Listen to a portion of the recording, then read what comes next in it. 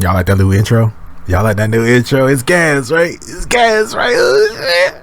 But anyway, yo guys, what's up? This your boy Kamen Zero Spike, back again once again. And today, people, today we are here for a new series that I'm actually going to do on the channel called Writer Gush.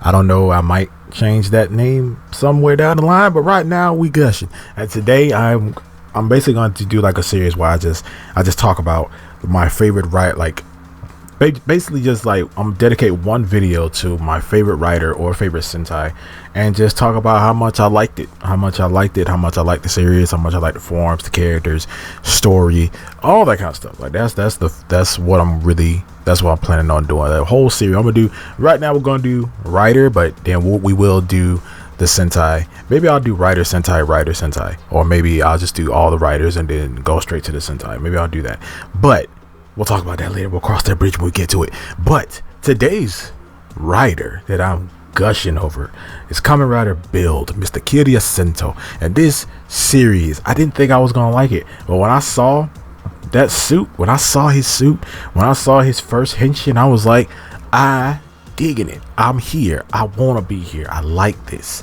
As the series went on, it was very, it felt like a sort of kind of like a darker series, not like Amazon dark, but it was, it was a little bit more darker, but it still had that funny, goofy, thing going on. It was a huge toy commercial. It really was, with these bottles and these belts and all these other stuff. Like, it was a huge toy commercial, but at the same time, I like this toy commercial. But the main character Sento was a badass. Like, he was a badass. He was annoying or anything like that. Like, I mean, he has, he felt like he felt like a regular person. Like he wasn't that character Ichinose, but he wasn't that character that was just like super cartoony and just a big, like, I don't know, just he was like a cartoon. He was like a Looney Tunes cartoon. But like Ichinose, I mean, Ichinose does feel like that, but Kiryu Sento, he doesn't feel like that. He doesn't feel like a cartoon character, in my opinion. He doesn't feel like a cartoon character. He doesn't feel like it, just like, he's not annoying like that. He has some moments maybe, but he's pretty much a freaking genius. Like, he was a physicist, and we all know that if you watch Kamen Rider Build, you know that Kiryu Sento, his face, he wasn't, he's technically not even a real person. He's like an alternate personality from the real person that he was, who had a whole different face and everything. And basically he was just a physicist for like the military of his region, creating like the systems for like creating like the rider system and that gear system that they also had, with also going up against the other regions of Japan, because Japan was separated by the Great Wall, and was separated by the wall, and all the regions had their own like stuff. Like, they had their own riders, they had their own systems and everything. Basically just three different places. So what I liked the most about it was that, and I also liked how this series was like an alternate universe.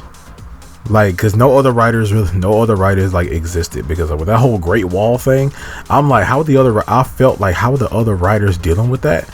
But then you find out later on in the series that, oh man, this series is just an alternate universe, which is not uncommon. Like, Sentai's done this too. Like, they've done this with other things. So it's like, they like Writer and Sentai, they do like the alternate universe, alternate timeline, type thing all the time. Well, we majority of the time see them in movies and stuff, but other than that, like, majority of the time they've done this a lot. So to see a whole series about it was dope. When it came down to characters, fight scenes, like the monster's called Smash. And the way they turned people into Smash, and the way people became Smash was just being experimented on and things like that. And sometimes you turn into a monster, or sometimes you turn into like just a super powered human, sometimes, or you become a person who's able to transform into a Smash and turn back into your human form. Which we had a few characters who could do that. Actually, few characters who we actually do that. We're talking about Grease's three homeboys, but But yeah, let's get to characters. Now, characters, there really wasn't a character I didn't like that. Except Mad Rogue. Like, he betrayed everybody and then, glasses dude, but he came through in the end. Like, he came back as being a good guy. He was in the movie and stuff like that, helping out. But there really wasn't a character I didn't like. Like, I pretty much was down for everybody, There really wasn't a character I didn't like. There really wasn't anybody I saw that was like super annoying or whatever. I like the dynamic between characters. I like the dynamics, like how by the end of it, like, well, maybe like the middle of it, everybody was basically friends. Like, everybody was friends. They did stuff together outside of writer stuff. Like, they actually hung out together and they were actually friends. And that's what made like the fight scenes and them teaming up with each other like really cool. And it gave kind of like a Sentai feel. Well, like Sentai, they'll sometimes, like some of them, they'll actually hang out with each other and stuff like that. I'll see how American Power Rangers do, where like everybody's friends. They're like a group of friends. They do stuff together. They hang out together. They may not have started off friends sometimes. Sometimes they're like, we may not have started off as friends, but then they end up becoming friends and hanging out and doing stuff, outside of the whole Ranger Sentai stuff. And I like that about Build. I like that, these people are actually friends and they actually cared about each other. And I did like everybody got upgrades. Like, I mean, I did, that's also, a given thing in writer anyway, but like, everybody got these really cool upgrades, and I'm not really talking about like, how Build was, where he had like multiple like these mini forms. I'm talking about like whole forms. We even had Bunjo, who had 2 separate rider forms and 2 separate belts. he even lost when he lost Cross. He went back to using Cross Z, which I like Cross Z a lot more. I'm just saying, I like Cross Z a lot more than regular Cross. I don't know. Oh no, the belt that him and Grease used, yeah, I like that belt a little bit.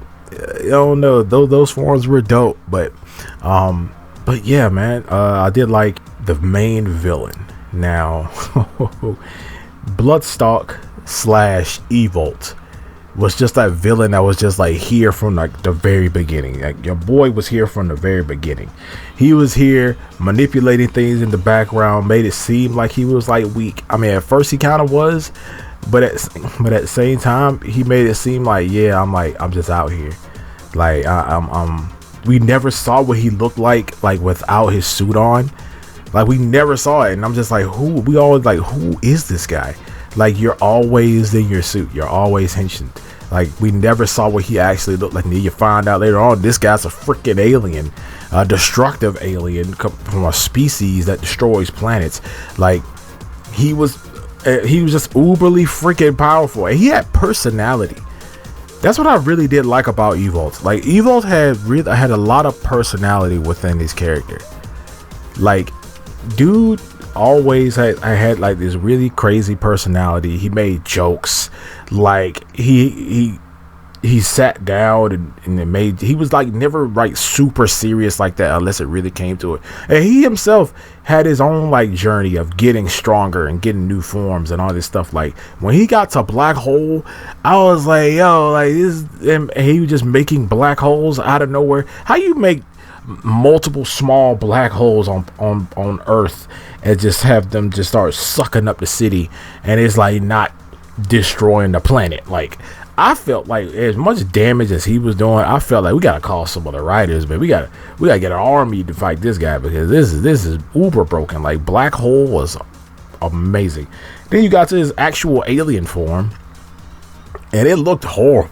I mean, it looked good, but it looked like this was menacing. This was one of those things where it's like, get out of me, get out of me, get it away from me, burn it with fire. Like, his alien form looked just menacing. And then they didn't even beat him. They didn't even beat this guy. He was like, I'm just gonna leave. I'm just gonna leave the planet. Y'all beat me. But y'all didn't even kill him. Like, and by the end of it, they end up getting teleported into the regular writer universe. Like, they fused the planets together, and I'm like, what in the world? Like, this was weird. Build had a very weird ending, but the ending wasn't bad, but it had a really weird. And then they had movies to follow up how they were dealing with living in the new world, like Banjo and Sento. Like, their friends didn't remember them for a while, and eventually they did. Eventually they got all their memories and stuff like that back. But stuff like that, like it gave a lot to. It was a lot to think about. It was a lot to do, especially when you came in with like this. We're in the alternate universe now. Well, not in the alternate. We're fused together with the regular universe now, and their team ups with other writers was dope. I mean, Build ended up, Build met, he met, I was gonna say Geets, that'd be dope, but Build, he met Geo, and he met Exade. So, and I like how by the end of Exade, real quick, by the end of Exade, there was a part where Build came in and like stole Emu's like essence. And then they continued that. Like, that was dope. I like how when writers like, cross over and stuff like that, they're always really cool like that. But man, Night Rogue was dope. I don't like purple. I really don't. I hate that color with a passion, but he is a big exception. He was a good exception. That form, like as a base form, like it didn't even feel like a base form. Like, it felt like an alternate form, or like a rampagey kind of form, or like an evil form. But no, that's my base, dog. And it looked dope. The freaking henshin sequence is the hit. Like, his whole henshin sequence is just scary. Like, it's literally scary.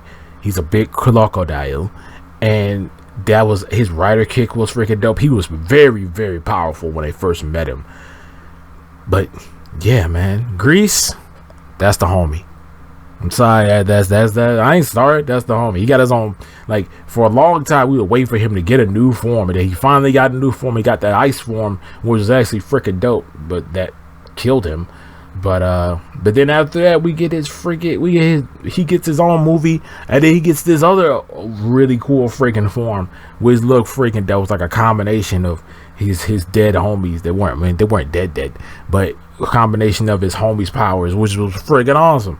Like, Bill just had so many good, moments and good characters. Yeah, that's why it's like in my top 5 favorite writers. It's not perfect. Just because I'm gushing over it right now, it doesn't mean that it's perfect. It's not a perfect series. It's got problems. It's got plot holes. It's got stuff like that. But other than that, I love Kamen Rider Build. And if you haven't seen it, go watch Build. Go watch Build. Go watch the movies. Just watch everything. Do it. You won't be disappointed. I hope not. But other than that, I'm gonna see you guys next time.